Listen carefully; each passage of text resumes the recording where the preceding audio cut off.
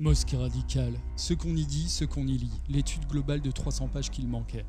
2500 mosquées ou salles de prière ont déjà été construites en France, dont les plus grandes défilent sous vos yeux.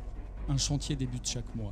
La DGSI en recense 148 affiliés au salafisme de l'Arabie Saoudite, toujours en activité. Mais bien d'autres posent problème, de par leur proximité avec les frères musulmans, environ 200, ou par leur appartenance à l'islamisme turc, une centaine. L'école sunnite malékite professée par le Maroc et l'Algérie ne représente pas non plus un islam compatible avec nos valeurs. Ils nous envoient des centaines d'imams chaque année, fonctionnaires d'un islamisme ne rencontrent pas d'opposition. Ce livre enquête de terrain permet aux Français d'enfin disposer des pièces à conviction du dossier islam en France. Quels sont les prêches tenus dans les mosquées? Quels sont les livres diffusés dans les librairies des plus grandes d'entre elles? La France est devenue le terrain de jeu des puissances étrangères, chacune représentée dans une fédération du Conseil dit français du culte musulman. Écoutons ces prédicateurs étrangers qui enseignent le crime toujours en 2016, malgré la fermeté de façade du gouvernement velléitaire. Avoué. Donc l'apostat qui quitte l'islam pour la mécréance a un intérêt.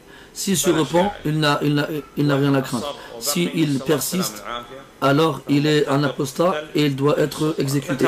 La sunna, parfois, elle peut ajouter ce que le Coran n'a pas signalé. C'est comme, par exemple, le fait de lapider un homme ou une femme qui ont commis l'adultère.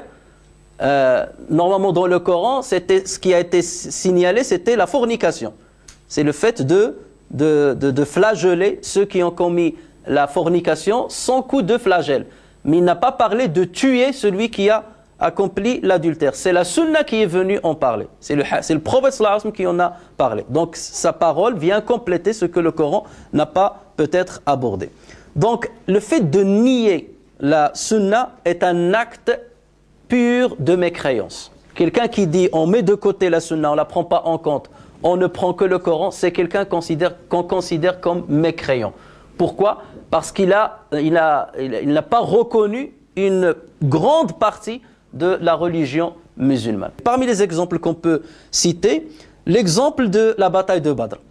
À l'issue de la bataille de Badr, les musulmans avaient capturé combien? 70 prisonniers. Ils avaient capturé 70 prisonniers parmi les polythéistes. Et là, le prophète sallallahu alayhi wa sallam a appelé quelques compagnons, il leur a dit je veux me concerter avec vous, que pensez-vous que je dois faire de ces prisonniers-là? Omar ibn Khattab lui a dit on les prend les uns et les autres et on les tue tous. Abu Bakr lui a dit non, ce sont nos frères et il se peut qu'ils se convertissent à l'islam. Donc le mieux c'est qu'ils payent une rançon et après on les libère selon la rançon qu'ils vont payer. Le prophète sallallahu alayhi wa sallam a opté pour l'avis de Abu Bakr. Voilà, il n'a pas attendu la révélation. Donc il a donné son propre avis. Il a opté pour l'avis de Abu Bakr. Mais juste après, le Coran est venu le corriger pour lui montrer que son choix n'était pas correct. Voilà la preuve. Là c'est une preuve directe. Allah Azza wa Jalla lui a dit un prophète ne devrait pas faire de prisonniers avant d'avoir prévalu et mis les mécréants hors de combat sur terre. Avant d'avoir prévalu sur terre. Vous voulez les biens d'ici-bas, tandis qu'Allah veut l'au-delà. Allah est patient, est puissant et sage. Donc là, il a réprimandé le prophète sallallahu alayhi wa sallam sur son choix. Il l'a corrigé. Il lui a dit il fallait les tuer.